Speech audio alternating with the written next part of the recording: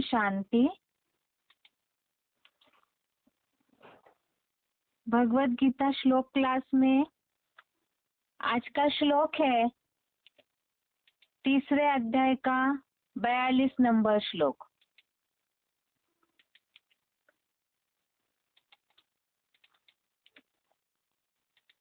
अध्याय 3 श्लोक नंबर 42।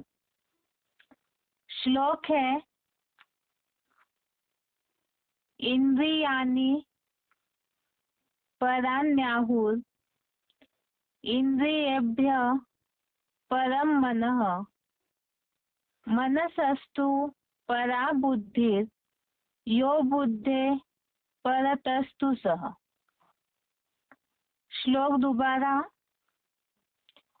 इंद्रियाणि पराण्याहुर इंद्रियेभ्यः परं मनः मनसस्तु परा बुद्धिर् यो बुद्धे परतस्तु सः। श्लोक का संधि विच्छेद है इंद्रियाणि पराणि आहु इंद्रियेभ्यः परं मनः मनसः तु परा बुद्धिर् यः बुद्धे परतः तु सः। संधि विच्छेद दोबारा। इंद्रियाणि पराणि आहुर इंद्रियेभ्यः परं मनः मनसः तु परा बुद्धि यः बुद्धे परतः तु सः। शब्दों का अर्थ है इंद्रियाणि अर्थात इंद्रियों को, आहुर अर्थात कहते हैं, परानी अर्थात प्रबल है, मनः अर्थात मन, इंद्रियेभ्यः अर्थात इंद्रियों से, परम अर्थात प्रबल है, बुद्धि अर्थात बुद्धि, मनसस्तु अर्थात मन से भी, परा अर्थात प्रबल है, तू अर्थात किंतु, यह अर्थात जो, बुद्धे अर्थात बुद्धि से, परतः अर्थात परे है, सह अर्थात वह है। शब्दों का अर्थ दोबारा। इंद्रियाणि अर्थात इंद्रियों को, आहुर अर्थात कहते हैं, परानी अर्थात प्रबल है, मनः अर्थात मन, इंद्रियेभ्यः अर्थात इंद्रियों से, परम अर्थात प्रबल है, बुद्धि अर्थात बुद्धि, मनसस्तु अर्थात मन से भी, परा अर्थात प्रबल है, तू अर्थात किंतु, यह अर्थात जो, बुद्धे अर्थात बुद्धि से, परतः अर्थात परे है, सह अर्थात वह है। श्लोक का सिंपल अर्थ है इंद्रियों को कहते हैं प्रबल है, मन इंद्रियों से प्रबल है, बुद्धि मन से भी प्रबल है, किंतु जो बुद्धि से परे है वह है। दोबारा श्लोक का अर्थ, इंद्रियों को कहते हैं प्रबल है, मन इंद्रियों से प्रबल है, बुद्धि मन से भी प्रबल है, किंतु जो बुद्धि से परे है वह है। जैसे अभी तक के श्लोकों में बात चल रही थी, कल के श्लोक में जो बात आई कि इंद्रियों को पहले नियंत्रित कर, वो भी इंद्रियों को नियंत्रित करने के लिए इसलिए बोला है क्योंकि इंद्रिया चंचल है और उसके कारण द्वापर युग से देह भान में आकर के खुद को देह समझने के कारण ही विकर्म होने लगते हैं। तो इसीलिए ये बात खास बताई कि इंद्रियों को पहले नियंत्रित कर। अभी आज के श्लोक में तो मनुष्य आत्माएं जो प्रकृति का पुतला और मन बुद्धि 10 इंद्रियां और मन बुद्धि से बने हुए रहते हैं जीवात्माएं, तो उनसे भी कोई श्रेष्ठ है, परे है, उस परमात्मा का ही श्लोक में परिचय दिया हुआ है। और भगवान भी अर्जुन को वही बात समझा रहे हैं। एक बार इस श्लोक का क्लैरिफिकेशन सहित अर्थ देखते हैं तो और सही रीति समझ आएगा।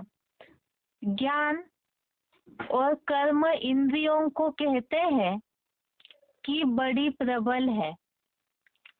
प्रधान मन इंद्रियों से प्रबल है। अल्लाह अव्वल दिन त्रिनेत्री जगत पिता शंकर की बुद्धि कपिध्वज मन से भी प्रबल है, किंतु जो त्रिनेत्री रूप बुद्धि से परे है वह तेरे रथ में त्रिकालदर्शी सदाशिव ज्योति ही है। ज्ञान और कर्मेंद्रियों को कहते हैं कि बड़ी प्रबल है। प्रधान मन इंद्रियों से प्रबल है। अल्लाह अव्वल दिन त्रिनेत्री जगत पिता शंकर की बुद्धि कपिध्वज मन से भी प्रबल है, किंतु जो त्रिनेत्री रूप बुद्धि से परे है वह तेरे रथ में त्रिकालदर्शी सदाशिव ज्योति ही है। भगवत गीता भगवान ने तो खास जो अव्वल नंबर अर्जुन है उन्हें ही बताई है कि द्वापर युग से किस तरह से पतन होता है और इंद्रियां कैसे मन और बुद्धि को बहा करके ले जाती है और इस कारण से मनुष्य पापी और भोगी बन जाता है। यही बात को समझाने के लिए ही अर्जुन के लिए भी ये बात समझाई जा रही है श्लोक में कि बुद्धिमानों से भी बुद्धि अर्थात परे ते परे जो त्रिनेत्री शिव है, बुद्धि का तीसरा नेत्र जो दाता है, उनका परिचय इस श्लोक में दिया है। वो इस दुनिया में वैसे भी रहते नहीं, सबसे तुरिया है परमात्मा शिव जो सदाशिव ज्योति है, वो तो तुरिया है, लेकिन जब वो इस सृष्टि पर आते हैं तो उस साकार को भी ऐसे ही परे ते परे पार्ट बजाने वाला बनाते हैं। मुरलियों में जो शुभाव बताते हैं, त्रिमूर्ति जो है वही शिव की, परमात्मा शिव की 3 शक्तियां है, मन बुद्धि और संस्कार, अर्थात ही ब्रह्मा बुद्धि मन माना ब्रह्मा, बुद्धि अर्थात शंकर और संस्कार शक्ति अर्थात वैष्णवी शक्ति विष्णु। इसमें यहाँ अर्जुन को जो हीरो पार्टधारी है अव्वल नंबर, उनके लिए उनको भी उनमें प्रवेश करके परमात्मा शिव भी उनको इस सृष्टि से ऐसे परे ते परे बना देते हैं, जिनके लिए ही आज का श्लोक है कि ज्ञान और कर्मेंद्रियों को कहते हैं कि वो बड़ी प्रबल है। प्रधान मन इंद्रियों से प्रबल है।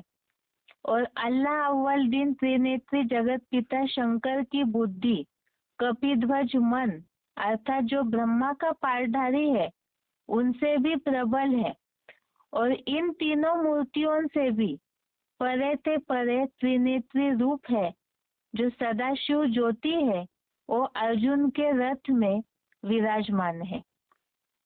इसमें एक मुरली में शिव बाबा ने इस बात का क्लैरिफिकेशन दिया है। बहुत सारे इस दुनिया के कलयुगी दुनिया में तो बहुत वैरायटी बुद्धिमान लोग हैं जो एरोप्लेन बनाते हैं, ऊंची ऊंची बिल्डिंगे बनाते हैं, सब कुछ कर रहे हैं, लेकिन ऐसी बुद्धि की ताकत किसी के भी पास नहीं है जो इस दुनिया को, कलयुगी विकारी भ्रष्टाचारी दुनिया को परिवर्तन करके नई स्वर्ग की दुनिया बना दे। और वो करने की ताकत बुद्धि है, तो बुद्धि जो सर्वशक्तिवान है उस बुद्धि योग के द्वारा, वाइब्रेशन की शक्ति के द्वारा ही जो नई दुनिया बना सकते हैं। तो वो ताकत केवल परमात्मा शिव से अर्जित करके जो शंकर वाली आत्मा है वो पुरुषार्थी जीवन में ही ऐसी बन जाती है, इस सृष्टि से भी परे ते परे, और वाइब्रेशन की शक्ति से ही नई दुनिया को, पुरानी दुनिया को नई दुनिया में परिवर्तन करने की क्षमता रखती है और वो कार्य प्रैक्टिकल में संपन्न करके दिखाती है। तो आज के श्लोक में यही बात बताई है। इस श्लोक से रिलेटेड कुछ सिलेक्टेड पॉइंट पहले देखते हैं, श्लोक का उच्चारण, उसके बाद पॉइंट, और कुछ और पॉइंट है सिलेक्टेड पॉइंट, उसे अगले हफ्ते देखेंगे। पहले श्लोक का उच्चारण।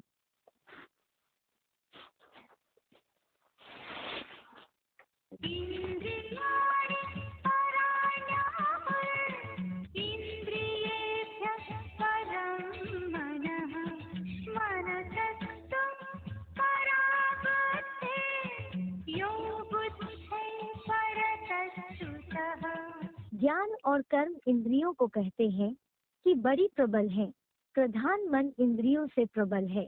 अल्लाह अव्वल दीन त्रिनेत्री शंकर जगत पिता जैसी बुद्धि मन अथवा कपिध्वज से भी प्रबल है, किंतु जो त्रिनेत्री रूप बुद्धि से परे है वह तेरे रथ में त्रिकालदर्शी सदा शिव की ही ज्योति है।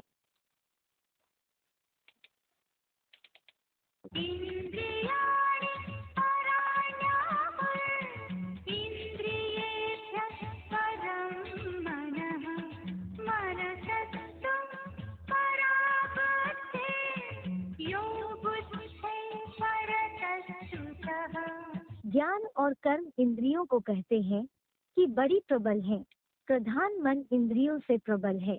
अल्लाह अव्वल दीन त्रिनेत्री शंकर जगत पिता जैसी बुद्धि मन अथवा कपिध्वज से भी प्रबल है, तो जो त्रिनेत्री रूप बुद्धि से परे है वह तेरे रथ में त्रिकालदर्शी सदा शिव की ही ज्योति है।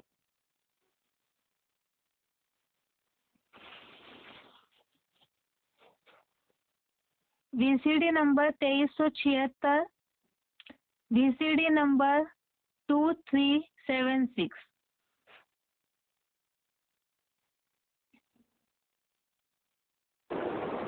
दुनिया में इंद्रियों की शक्ति बड़ी शक्ति नहीं है। इंद्रियां विनाशी शरीर का, विनाशी देह का अंग है। चाहे उन इंद्रियों का मुखिया मन ही क्यों न हो, लेकिन मन को भी कंट्रोल करने वाला जो राजा है वो सर्वोपरि इस दुनिया में। जो गीता में भी कहा, इंद्रियाणि पराण्याहु, इंद्रियां बड़ी प्रबल हैं। ज्ञानेन्द्रिया हो चाहे कर्मेंद्रिया, इंद्रियेभ्य परम मन, इंद्रियों से ज्यादा परे ज्यादा शक्तिशाली मन है, 11वीं इंद्रिय। मनसस्तु परा बुद्धि, मन से भी प्रबल मनुष्यों के अंदर बुद्धि है। मन को भी कंट्रोल करने वाली बुद्धि है, समझ शक्ति। मन है संकल्प शक्ति।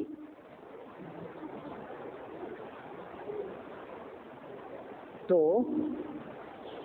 मनुष्य आत्माओं के बीच जो सबसे जास्ती बुद्धिमान साबित होता है वो कौन है?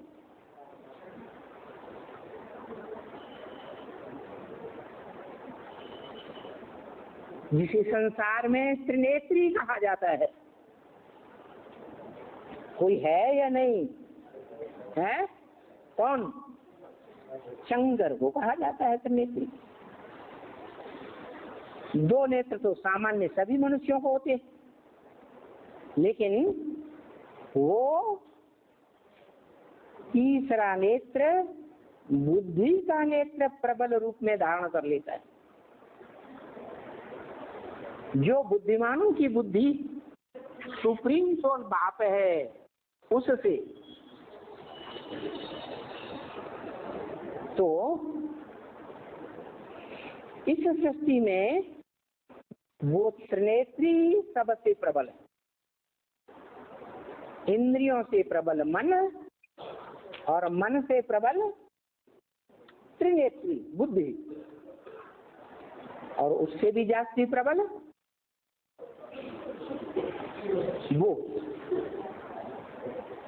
वो बुद्धिया पर सत्तु स, जो बुद्धि से भी परे है वो है वो।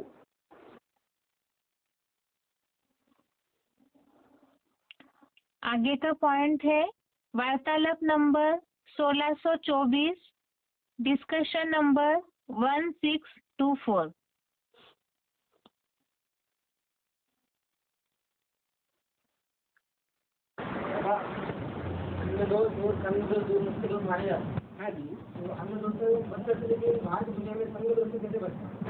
हमें दोस्त से कैसे बचे? संग दोस्त से कैसे बचे? क्या? हाँ, अन्य दोस्त से बच सकते हैं, लेकिन अन्य दोस्त से बच सकते हैं। बच सकते हैं। संग दोस्त के भाग मिले हैं। संग दोस्त के भाग मिले कैसे बचे? जो बाबा के बच्चे बने हैं, अपने को सरेंडर समझ करके या सरेंडर होकर के ईश्वरीय सेवा में लगे हुए हैं, वो बाहर की दुनिया के संग में हैं। हैं? हैं? अरे हैं तो तुम्हें अच्छा दिखाई नहीं पड़ता है। ब्राह्मणों की दुनिया में सब बुराई बुरा दिखाई पड़ता है। संगदोष ही संगदोष में नजर आता है। हैं? और बाबा, हाँ, टचिंग की बात बताई है। टचिंग एक दूसरे को टच करने के बारे में। हाँ जी, हाँ जी, एक दूसरे को टच नहीं करना है। ठीक है। तो बाहर की दुनिया में जैसे रहते हैं तो जैसे हाथ मिलाते हैं एक दूसरे से, वही तो वो कह रहा है। बाहर की दुनिया में रह करके संग दोष से बचे रहें बड़ा मुश्किल है। क्या मुश्किल है? जहाँ जहाँ संग दोष में गैदरिंग में आते हैं, बस में आते हैं, ट्रेन में आते हैं, जब जब संग दोष में आए उस समय बाबा की याद बनी रहे तो संग दोष लगेगा? नहीं लगेगा। दांत किसकी कहा कि बाबा की याद करो? याद में रहकर अगर कोई हाथ से मिला रहा है या टच तो करते हैं ना। मिला लो हाथ, सब एक एक करके हाथ मिला लो। पर याद बाबा की होना चाहिए होता है। याद बाबा की होना चाहिए। अगर याद नहीं रही और फिर हाथ मिला रहे हैं, ये कोई बात हुई? सबसे जास्ती पावरफुल बुद्धि है, मन है या इंद्रियां हैं? इंद्रियाण पयान परान्याहु, इंद्रियां बहुत प्रबल हैं, परे से परे। इंद्रियेभ्य परम मन है। इंद्रियों से परे ज्यादा शक्तिशाली मन है। मनसस्तु परा बुद्धि, मन से बुद्धि परे है, ज्यादा शक्तिशाली है। और बुद्धि से परे यो बुद्धि परसस्तु सह, जो बुद्धि से भी परे है, बुद्धि को भी क्रॉस करने वाला है, वो है। कौन हुआ? कौन? शिव बाप। तो उसका संग करेंगे बुद्धि से, जो बुद्धि बहुत पावरफुल है। पावरफुल बुद्धि की छत्र छाया में चले गए तो हमें दूसरा को संग लगेगा। याद नहीं है तो लगेगा हैं?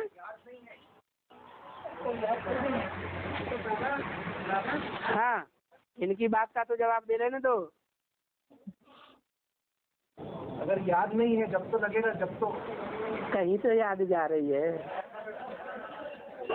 अरे बता दो, काय के लिए अपना पोता मिल खोलते हो सबके सामने? अभी का पॉइंट जो अभी सुना कल के श्लोक के हिसाब से भी है, जो बताया है कि इंद्रियों को पहले नियंत्रित करना है। तो उस हिसाब से एक मुरली में ये भी बोला है शिव बाबा ने कि मन घोड़ा है, और घोड़ा जब दौड़ता है तो अपने सवाल को लेके ही दौड़ता है, अर्थात मन के साथ साथ बुद्धि को भी खींच लेता है, और इंद्रिया पहले वशीभूत होती है कामनाओं के। तो कल जो हमने श्लोक के लिए रेफरेंस श्लोक पॉइंट सुने थे, इसीलिए ही ये 10 इंद्रिया मन बुद्धि पर इकट्ठा नियंत्रण करना है, ताकि जो काम विकार का आश्रय स्थान है 10 इंद्रिया, और उसके साथ साथ मन और बुद्धि। अभी के पॉइंट में यही बात बोली कि संग दोष और अन्न दोष से कैसे बचना है, क्योंकि इसके कारण ही इंद्रिया चंचल होती है और मन बुद्धि को बहा के ले जाती है।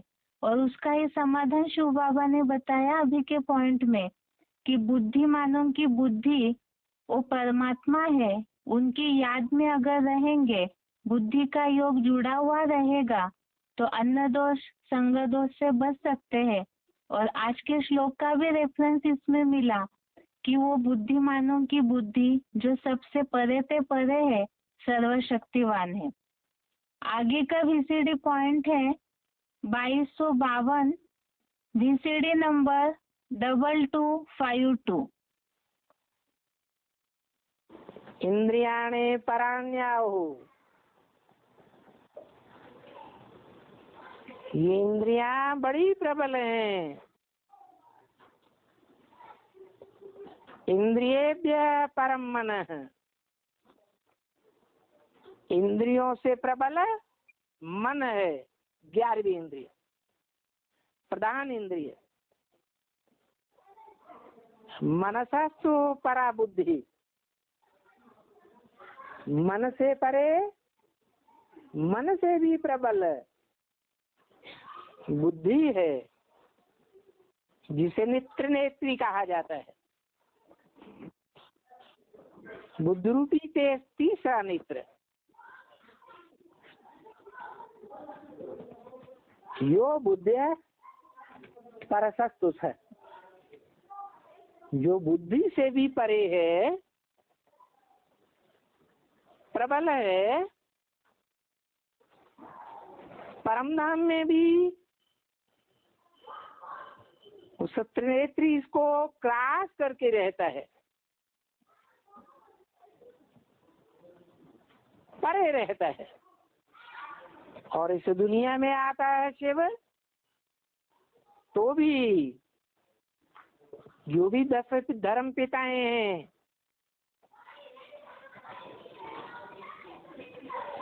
उनसे परे रहने वाला अल्लाह बलदीन गाया हुआ है, जो अव्वल नंबर धर्म की स्थापना करने वाला धर्म पिता साबित होता है। प्रजापिता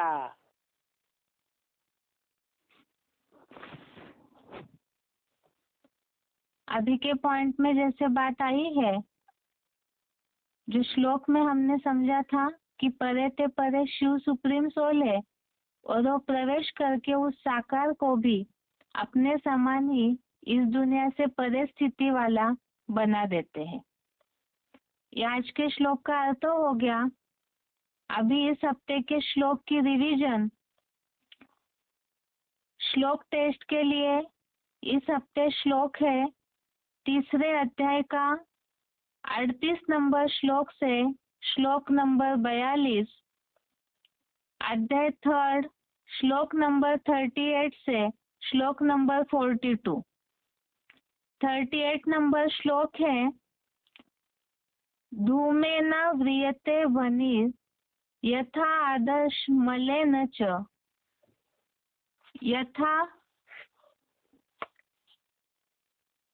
यथोल्बेना ऋतो गर्भ तथा तेने दमारुतम। श्लोक का अर्थ है जैसे काले धुएं से अग्नि और मन दर्पण रूप शीशा गंदे कर्म के मेल से अच्छी तरह द्वापर से ही ढक जाता है, जैसे गर्भ मूत पलिती कर्म से बनी थैली से ढका रहता है, वैसे उस रजोगुण पैदा कतरी भ्रष्ट कामेंद्रिय के दुष्कर्म से यह बुद्धि का ज्ञान ढका हुआ है।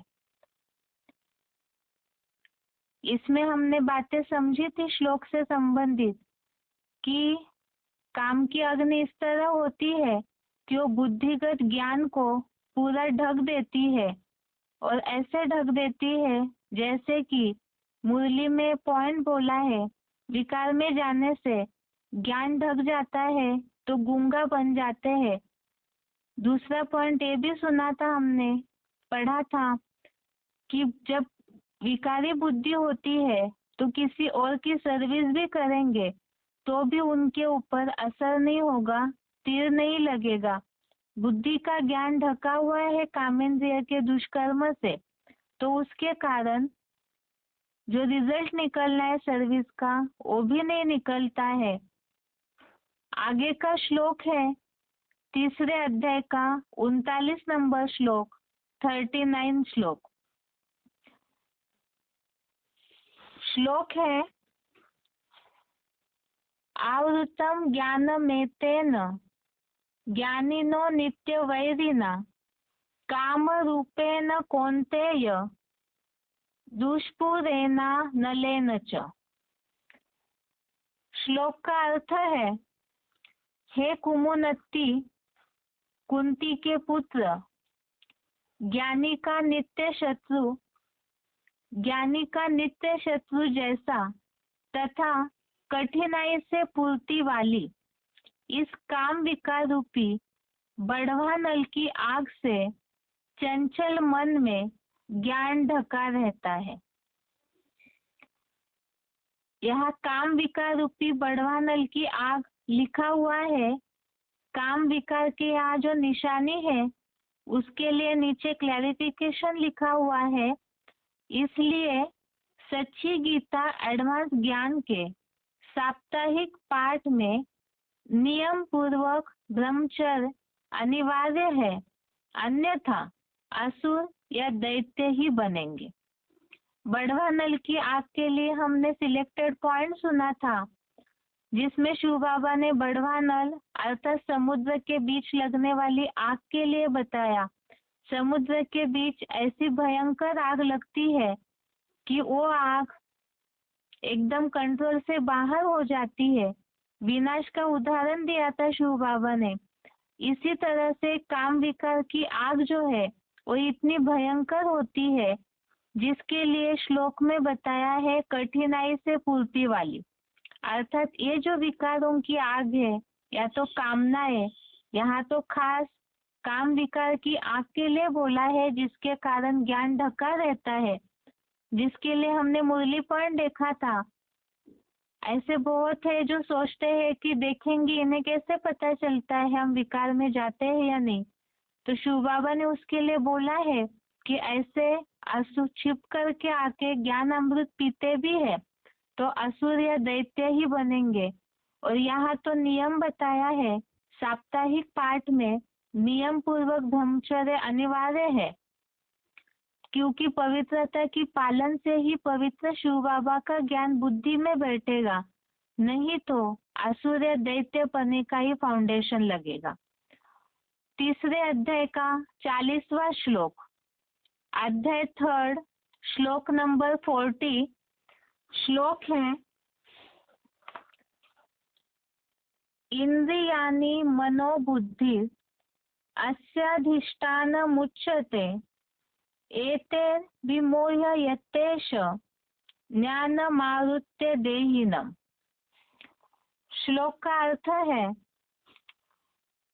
10 इंद्रिया अव्यक्त मन बुद्धि इस काम का द्वैतवादी द्वापर युग से ही देह समझने कारण आश्रय स्थान कही जाती है।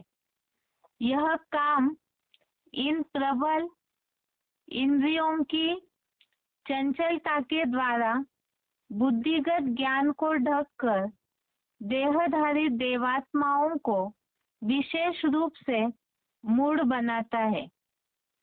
इस हफ्ते के सारे श्लोक ही जो हेडिंग हमने पहले ही पढ़ा था, काम के निरोध का विषय, अर्थात काम विकार जो महाशत्रु है मनुष्य का और कलयुग में जो सबसे ज्यादा पापी और भोगी है, नीचे गिराता है, तो उसे कैसे रोकना है, इसे समझाने के लिए ही एक काम विकार निर्माण कैसे होता है, उसका रहने का स्थान क्या है, इसके बारे में ही इस सारे श्लोकों में बताया है।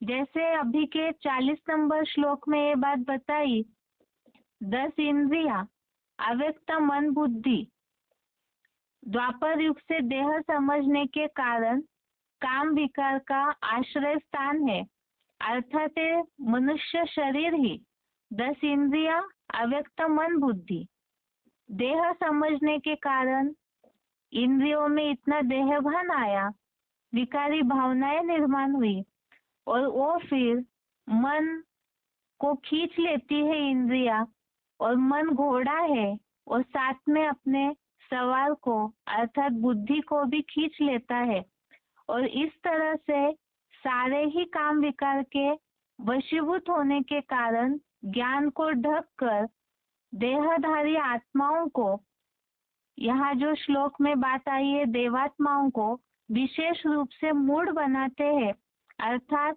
कलयुग अंत में सभी विकारी भावनाओं के कारण पत्थर बुद्धि बन जाते हैं।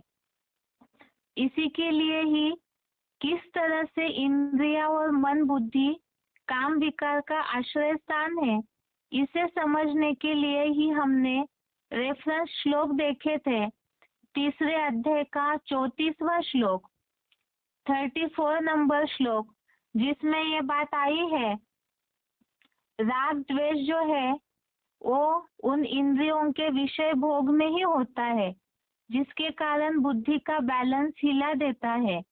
ऐसे ही इंद्रिया जो चंचल है वो अपना काम विकार की पूर्ति, कामनाओं की पूर्ति करते समय मन को भी खींच लेती है। बुद्धिमान पुरुष उसकी इंद्रिया जो मत डालने वाली है और मन को खींच लेती है, और मन आगे जो 67 नंबर श्लोक है दूसरे अध्याय का 67 नंबर श्लोक, इसमें भी यही बातें बताई है 60 और 67 नंबर श्लोक में कि मन बुद्धि किस तरह से इंद्रियों के प्रभावित हो जाती है। वायु की तरह मन भी बुद्धि को हर लेता है, अर्थात बुद्धि को विमूढ़ कर लेता है। इसी के लिए ही बुद्धि मन और इंद्रियों के कंट्रोल में जाने के कारण, प्रभावित होने के कारण विमूढ़ कैसे बनती है, स्मृति का नाश कैसे होता है, ये पूरा ही कनेक्शन में दूसरे अध्याय का 62 और 63 नंबर श्लोक, अध्याय सेकंड का श्लोक नंबर 62-63, इसमें ये बात बताई है एक तो पहले कामनाएं निर्माण होती है संग से, और उसका ध्यान करने से कामनाओं की आसक्ति बढ़ती है, उसके कारण क्रोध बढ़ता है, क्रोध के कारण स्मृति का नाश होता है, बुद्धि भ्रष्ट हो जाती है। तो इस तरह से ही देहधारी को विशेष रूप से मूड बनाने वाले हैं। और आगे के श्लोक में इसका निवारण बताया हुआ है। तीसरे अध्याय का 41 नंबर श्लोक, अध्याय 3 श्लोक नंबर 41। इस श्लोक में काम विकार जो सारा इंद्रिया और मन बुद्धि में समाया हुआ है, इसके कारण देहधारी मूड पत्थर बुद्धि बनते हैं। तो उसका निवारण है 41 श्लोक में, तस्मात् त्वम् इंद्रियाण्यादो नियम्य भरतर्षभ पापमानं प्रजहि हेनं ज्ञान विज्ञान नाशनम। अर्थात हे भरत श्रेष्ठ, अतः तू पहले चंचल इंद्रियों को नियंत्रित कर, ज्ञान और योग के नाशक इस चोर डकैत प्रधान काम विकार वाले पापी को अवश्य मार दे। इसमें इसका उपाय बताया है कि पहले इंद्रियों को नियंत्रित करना है, क्योंकि काम विकार जहाँ भी आश्रय लेता है इंद्रियों में, उसके साथ मन बुद्धि में, जो कि बुद्धिगत ज्ञान का नाश करता है, ज्ञान को ढक देता है, मूड बनाता है। तो इसीलिए काम विकार को मारने के लिए पहले इंद्रियों को नियंत्रित करना है। इसके लिए हमने पॉइंट में समझा था, अन्न दोष संग दोष पे ध्यान दे। बाइस्कोप का पॉइंट भी सुना था कि बाइस्कोप देखने से पतन होता है। आंखों की चंचलता के लिए भी हमने पॉइंट सुना था। इसके साथ साथ जितना कायदा श्रीमत अनुसार चलेंगे उतना फायदा।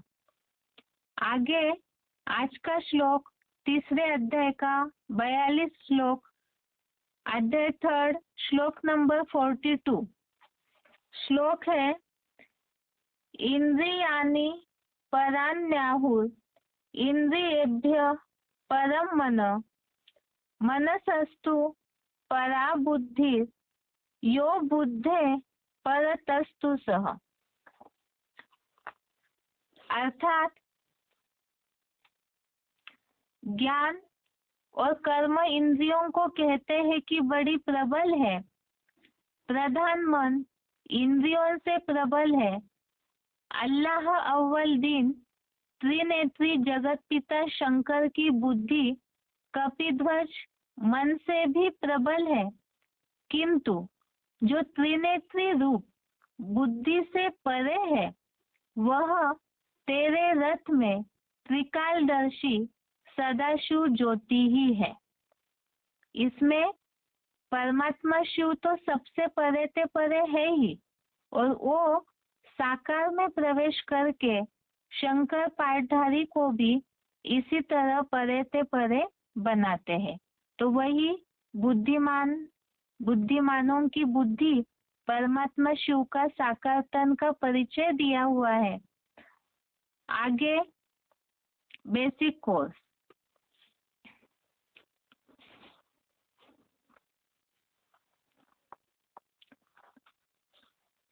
बेसिक कोर्स में इस हफ्ते हमने बेसिकली 4 युगों का परिचय कैसे देना था वो देखा है।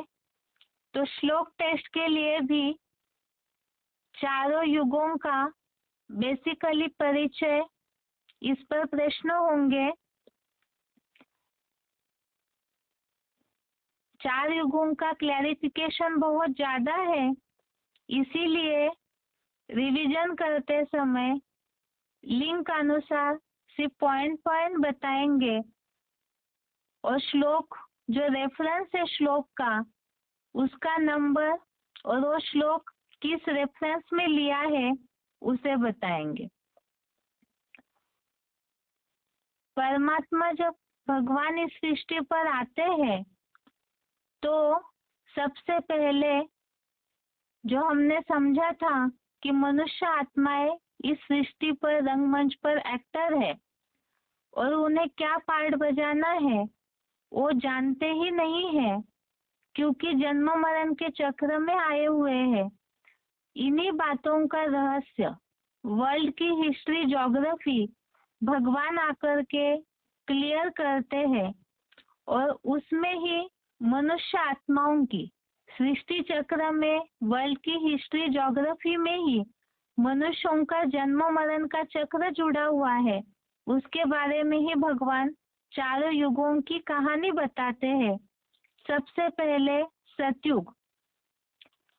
सतयुग में आत्माएं परम धाम से उतरती है। 16 कला संपूर्ण सतो प्रधान है। आत्मिक स्थिति के आधार से उन्हें देवी देवता कहलाया जाता है। आयु देवताओं की 150 वर्ष है और सतयुग 1250 वर्ष का।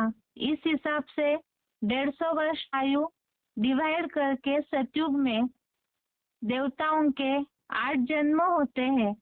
श्री लक्ष्मी श्री नारायण का राज्य होता है और वहां पे 8 गद्दियां होती है।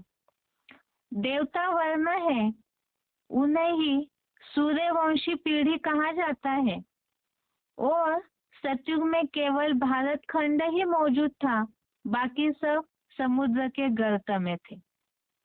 शुरुआत की सतयुग की जनसंख्या 9 लाख और सतयुग की अंत की आबादी जनसंख्या लगभग 2 करोड़ होती है। इसके बाद सतयुग के बारे में आगे है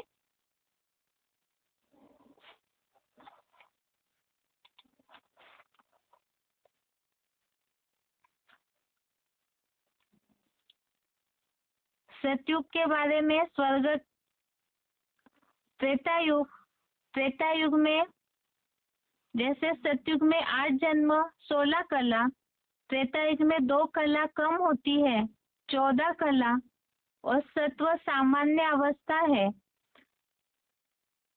सतयुग की तुलना में भी त्रेतायुग में भी देवताएं पवित्र निर्विकारी सुख शांति में है, लेकिन 2 कला कम सतयुग की तुलना में सुख में कमी आती है।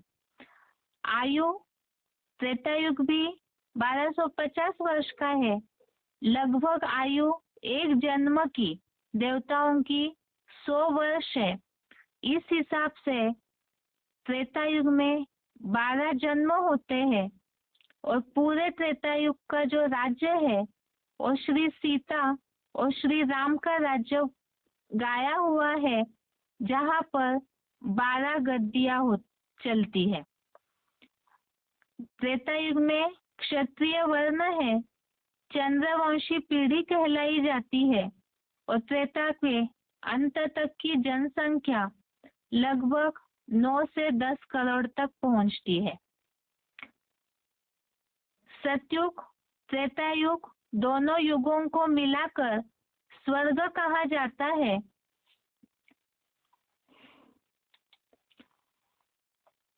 स्वर्ग त्रेतायुग और सतयुग ये दोनों भी स्वर्ग है और इसी के बारे में ही स्वर्ग अर्थात ही आत्मा अभिमानी है। सुख शांति में पवित्र जीवन होता है आत्मिक स्थिति के कारण और सारी वसुधाई यथा राजा तथा प्रजा। सतयुग में लक्ष्मी नारायण, त्रेता में राम सीता, एक राज्य होता है, एक हाथ में सत्ता है, इसीलिए एक धर्म एक राज्य एक भाषा होने के कारण वसुधैव कुटुंबकम कहा जाता है। भारत अविनाशी खंड था, इसीलिए आदि सनातन देवी देवता धर्म का राज्य गाया जाता है। देवी देवताएं है सभी आत्माएं, इसलिए देवी देवता धर्म। सनातन अर्थात पुराना, आदि अर्थात शुरुआत का, तो आदि सनातन देवी देवता धर्म एक राज्य एक हाथ में सत्ता है, इसलिए अद्वैतवादी है।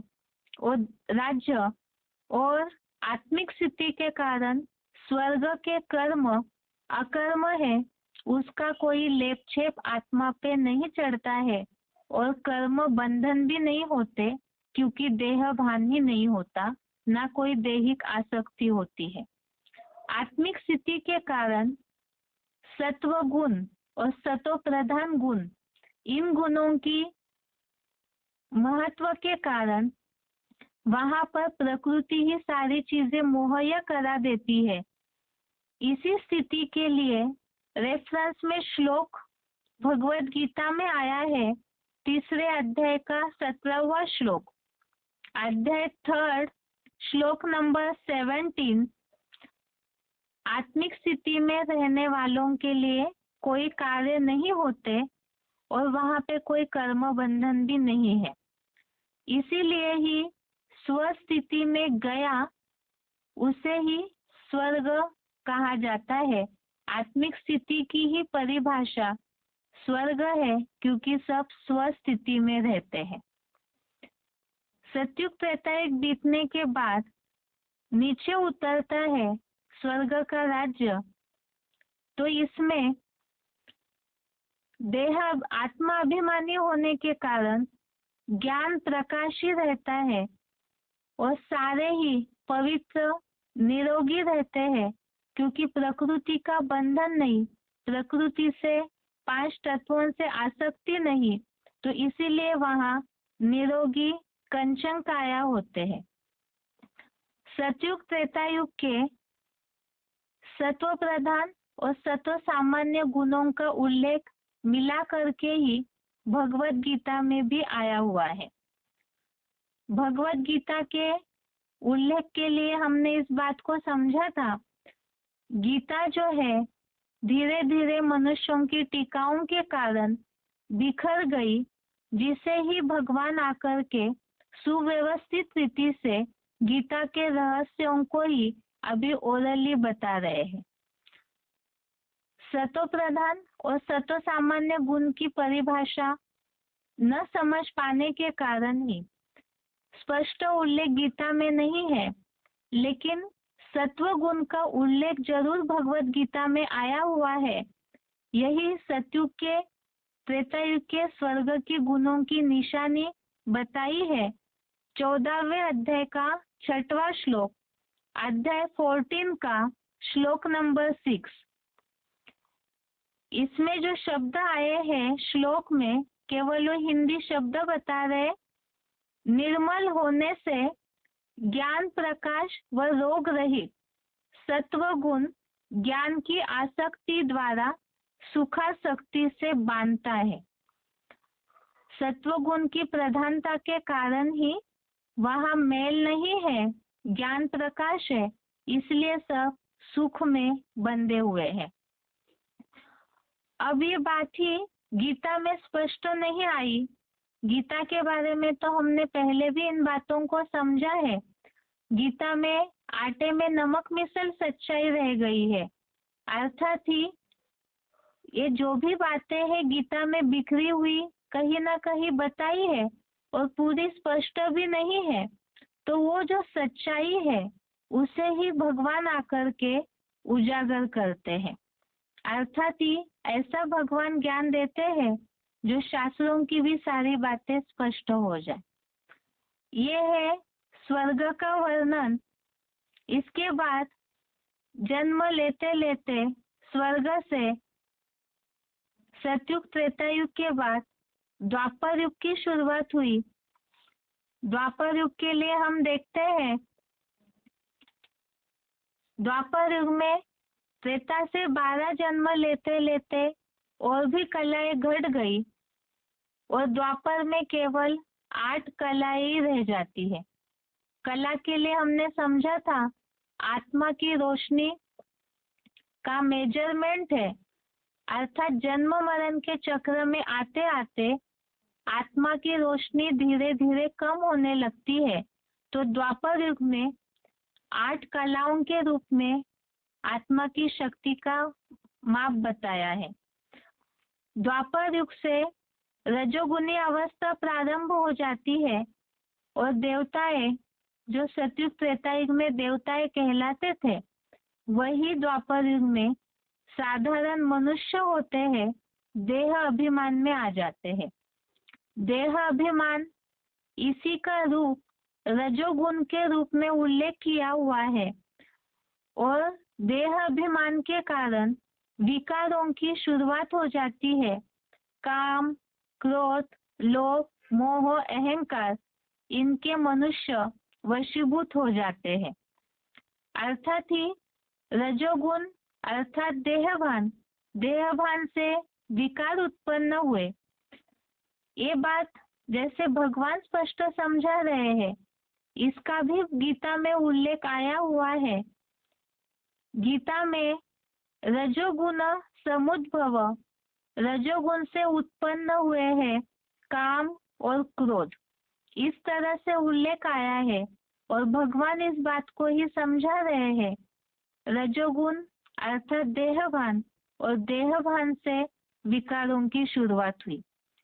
विकारी बना मनुष्य पतित बना, देह की आसक्ति में बंध गए। विकारी हुए तो देह आसक्ति के कारण उम्र घट के लगभग द्वापर युग भी 1250 वर्ष का ही है। यहाँ पे एक जन्म की आयु लगभग 60 वर्ष है और उस हिसाब से 1250 वर्ष को 60 वर्ष की लगभग आयु से डिवाइड करेंगे तो 21 जन्म द्वापर युग के होते हैं। और देवताएं वाम मार्ग में जाने के कारण हिंदू कहलाने लगे। जो सनातन आदि सनातन देवी देवता धर्म था वही द्वापर युग में आकर के देहभान में आकर स्मृति भूल गए और हिंदू कहलाने लगे, जिसके बारे में स्पष्टता नहीं है। तो हिस्ट्री वालों ने इस बात को लिखा कि सिंधु घाटी के किनारे रहने वाले हिंदू हैं। वास्तव में हिंदू कोई धर्म नहीं होता है, लेकिन स्मृति भूलने के कारण अपने को हिंदू कहलाने लगे। अब द्वापर युग में द्वापर का अर्थ देखते हैं। साथ में ही द्वापर युग में देहभान के कारण विकार, विकार के कारण पाप, पाप के कारण कर्म बंधन, कर्म बंधन के कारण दुख, अशांति। इसी के लिए गीता में उल्लेख आया हुआ है।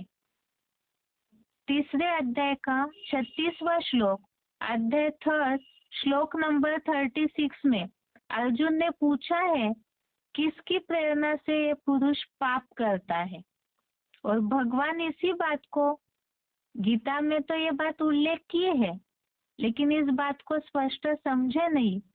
पाप करने का कारण भगवान भी इस बात को अभी उत्तर दे रहे, जो गीता में हमने पहले श्लोक देखा, काम और क्रोध रजोगुण से उत्पन्न हुए हैं।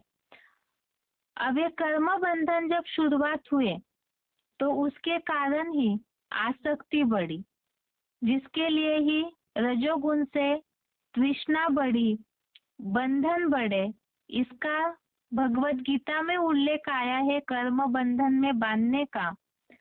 14वें अध्याय का 7वां श्लोक, अध्याय 14 श्लोक नंबर 7, जिसमें रजोगुण से उत्पन्न हुए तृष्णा और यही कर्म बंधन बन जाता है। अर्थात विकार ही कर्म बंधन में बांधते हैं, पाप करवाते हैं।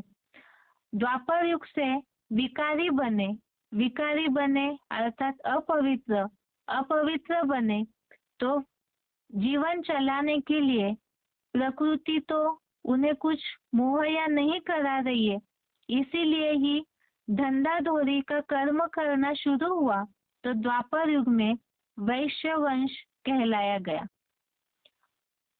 अब विकारों के कारण जब दुख अशांति की दलदल में फंस जाते हैं तो इसका उल्लेख ही लोभ, अशांति, लालसा निर्माण होने लगी और भी विकार बढ़ने लगे, जिससे अशांत हुए मनुष्य। इसका उल्लेख भगवत गीता में आया है 14वें अध्याय का 12वां श्लोक, अध्याय 14 श्लोक नंबर 12, इसमें लोभ, अशमह अर्थात अशांति, स्पृहा अर्थात लालसा, ये रजोगुण अर्थात देहभान से निर्माण होते हैं, जिससे अशांति के दलदल में मनुष्य फंस जाता है। आगे है, ऐसे जब फंस गए मनुष्य तो भगवान को पुकारने लगे, अर्थात ही द्वापर युग से भक्ति की शुरुआत हुई। जब दुखी अशांत हुए तो सहारा ढूंढा, भक्ति शुरू हुई, लेकिन द्वापर में वो समय नहीं था, इतने मनुष्य पतित नहीं थे जो भगवान को आना पड़े। तो धर्मों की स्थापना शुरू हुई, अर्थात कुछ ऐसी शक्तिशाली आत्माएं जो परम धाम से उतरती है, जो धर्म पिताएं कहलाए जाते हैं। 2500 वर्ष पूर्व इस्लाम धर्म इब्राहिम के द्वारा, उसके 250 वर्ष के बाद महात्मा बुद्ध द्वारा बौद्ध धर्म, उससे 250 वर्ष के बाद ईसा मसीह द्वारा ईसाई धर्म, इसी तरह से नंबरवार धर्मों की स्थापना होते गई। जैसे धर्म स्थापन हुए वैसे उनके धर्म खंड समुद्र के गर्भ से ऊपर आने लगे। अब जब धर्म खंड बढ़े तो राज्य बढ़े, भाषाएं बढ़ी, कुल बढ़े, और ये सब अलग अलग हुए, मतांतर बढ़े, तो यही द्वैतवाद कहलाया गया। अर्थात दो पने में वाद संघर्ष होता ही है, ये द्वैतवाद ही द्वापर युग है, अर्थात दो पूर्व जहां निर्माण हुए। अखंड भारत खंडित होने लगा और वसुधैव कुटुंबकम की भावना समाप्त हो गई। विकार और खंड में बढ़े हुए ये धर्म, राज्य, इसके कारण संघर्ष बढ़ा, अशांति बढ़ी। और यही स्वर्ग जो सतयुग त्रेतायुग था, यही दुनिया जो ये बताया पहले भी, ये हमारी ही कहानी है जो भगवान आकर इतिहास और भूगोल के रूप में बता रहे हैं। तो यही दुनिया मनुष्यों के विकारी बनने के कारण नरक बनी, जिसे नरक अर्थात ही नर जो करे सो नरक। तो देहभान में आकर जो कर्म किया मनुष्यों ने, वही नरक बन गया। आत्मिक स्थिति में रहकर जो कर्म होते हैं वो स्वर्ग होता है। आगे ऐसी नरक की दुनिया से ही फिर कलयुग की शुरुआत होती है। कलयुग में द्वापर में जैसे 21 जन्म है, अब सतयुग त्रेता द्वापर, इतना लंबा जन्म मरण के चक्र से गुजरते गुजरते कलाएं पूरी कम हो जाती है।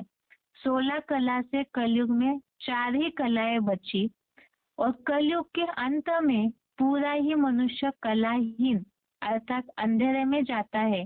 जैसे चंद्रमा अमावस्या में पूरा ही मिट जाता है, पूरा अंधेरा हो जाता है, ऐसे ही मनुष्य आत्माएं अज्ञान अंधेरे में डूब जाती है।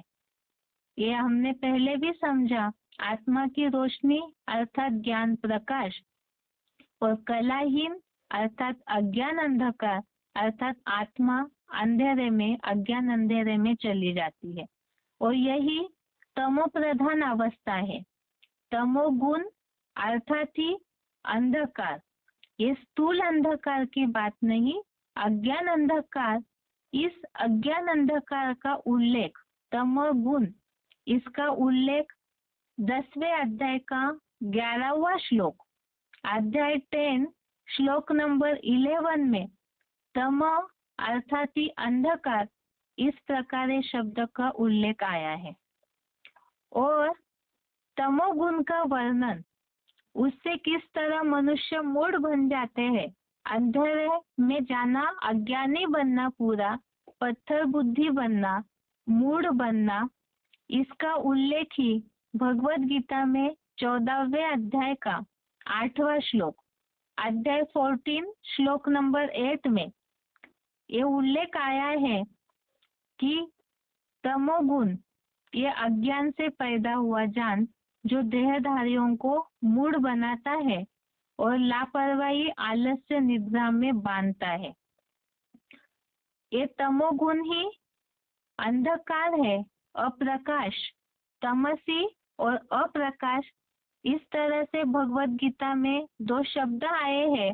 14वें अध्याय का 13वां श्लोक, अध्याय 14 श्लोक नंबर 13, इसमें ये बात आई है, तमोगुण के बढ़ने पर लापरवाही, अज्ञान, अंधकार, अरुचि और लगाव उत्पन्न होते हैं।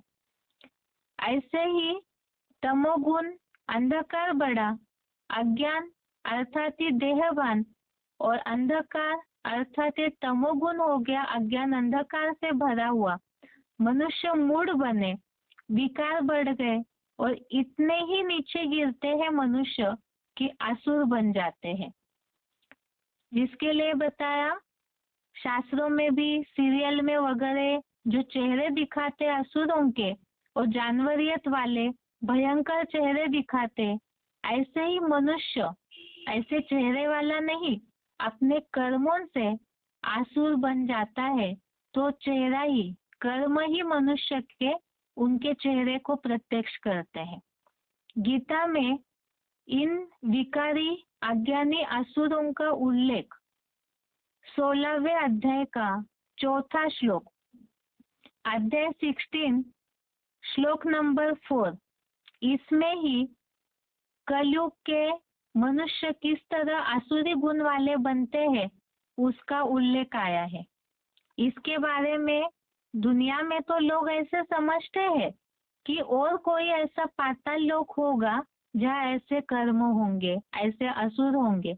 वास्तव में इसी सृष्टि पर हमने 84 लाख योनियों की बात समझते समय इस बात को समझा था, मनुष्य ही इतने गिर जाते हैं कि जानवरियत जैसे आसुरी कर्म करने लगते हैं। ये श्लोक है भगवत गीता का। ये टॉपिक कल हुआ नहीं था, इसीलिए इसे एक बार 5 मिनट में समझा रहे हैं।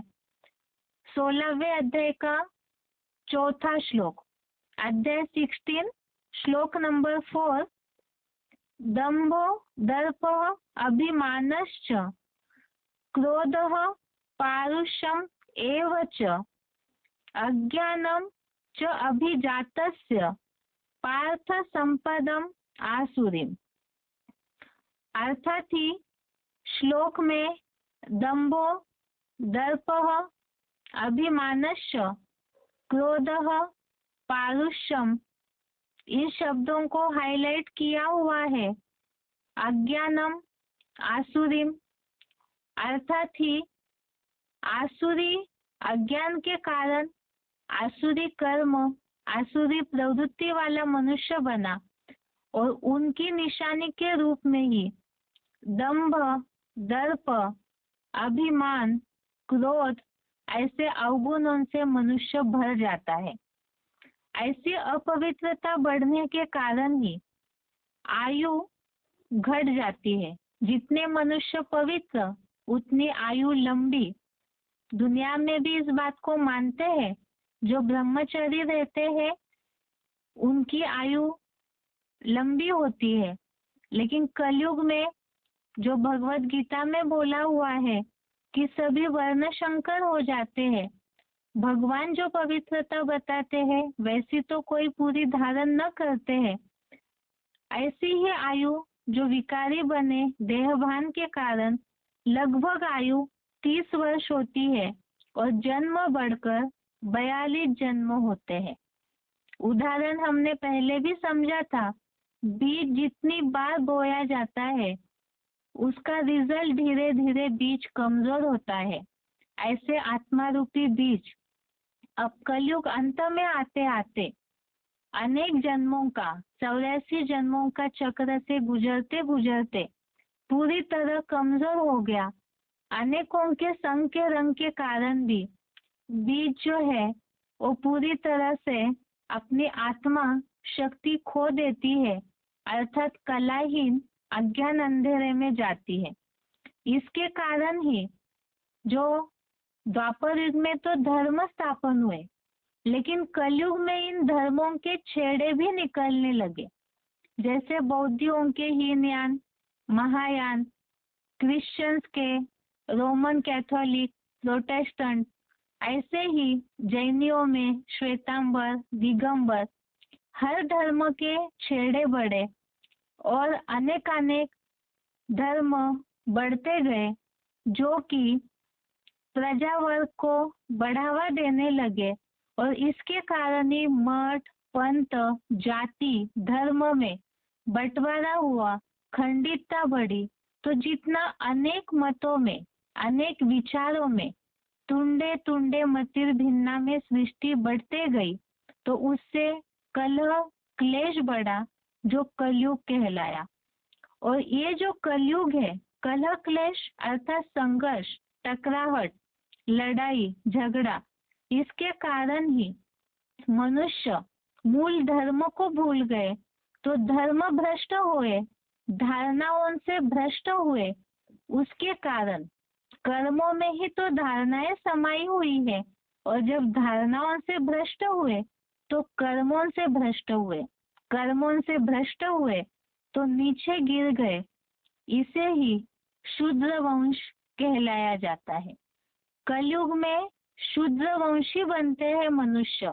वास्तव में समाज ये समझता है कि जो निम्न कैटेगरी के काम करते हैं, जैसे भंगी है या मेहतर है, केवल उन्हें ही शूद्र कहा जाता है, ऐसे समझा जा रहा है। लेकिन सभी कर्मों से वास्तव में शूद्र बन जाते हैं। इसका उल्लेख ही कलयुग के शुरुआत में ही तुलसीदास जी ने लिखा था, भय वर्ण शंकर सबे, अर्थात ही सभी ही वर्ण संकर हो जाते हैं, सभी ही शूद्र बन जाते हैं। क्योंकि ब्राह्मण है, ब्राह्मणों की धारणाएं जैसे अपनानी है खान पान रहन सहन में, वैसे तो कोई भी पूरी तरह शुद्धता से 100% नहीं अपनाते हैं। ऐसे ही सभी का ही हो जाता है, मिक्सचरिटी हो जाती है धारणाओं में, विचारों में। इसीलिए ही कर्मों के आधार से साथ साथ विचारों से भी सभी नीचे गिर जाते हैं। इसीलिए ही अभी हम देखते हैं दुनिया में भ्रष्टाचार के लिए कितनी कोशिशें कर रहे, भ्रष्टाचार थमे, धर्म जाति के नाम पर शांति स्थापन करने के लिए कोशिश तो करते हैं, लेकिन उससे और ही ज्यादा धर्म के नाम पर मतभेद करके जो कलह क्लेश बढ़ता है, तो यही वास्तव में कलयुग है, जो कि संप्रदायवाद को महत्व देता है। संकुचित हो जाते हैं मनुष्य, यही तामसीपना है। ज्ञान के नाम पर अज्ञानता भर जाती है, और ये बेसमझी ही मनुष्य के चरित्र का इतना पतन कर देते हैं कि ये सृष्टि पूरा रो रो नरक बन जाती है। जब मनुष्य देहभान में बढ़े, देहभान तमोगुण बढ़ा, विकार बढ़े, तो उसके कारण रोग, अशांति, दुख सब कुछ बढ़ा। ये रो रो नरक अर्थात स्वयं में भी मनुष्य परेशान है, सामाजिक लेवल पर भी परेशान हो जाता है, और वैश्विक स्तर पर भी सभी परेशान है। जो सोचते हैं कि हम बहुत सुख में है, धन ही सब कुछ है कलयुग में, तो इसके कारण धन के अंधे, काम के अंधे, क्रोध के अंधे बन जाते हैं मनुष्य। इसके कारण अर्थात ही क्रोध के कारण पूरी तरह मूढ़ बन जाते हैं, काम के कारण अंधे हो जाते हैं, अज्ञानी होते हैं, कर्मों में बेसमझी आती है। जैसे कि कीड़े हैं, वो एक दूसरे को नीचे खींचते ही रहते हैं, तो रवरवाते रहते हैं। इसी तरह नरक में मनुष्य भी कीड़े मकोड़ों की तरह ही निम्न क्वालिटी के विचार वाले होते हैं। इसीलिए यही कलयुग रो रो नरक है। ये स्वर्ग और नरक 4 युगों के बारे में बेसिक लेवल पे हमने समझा है। अगले हफ्ते इसके आगे देखेंगे श्लोक, कोर्स और श्लोक। टेस्ट के लिए 4 युग है और श्लोक के नंबर बताए हैं तीसरे अध्याय का 38 से 42 श्लोक तक। आज के लिए श्लोक क्लास यहाँ तक ही। ओम शांति।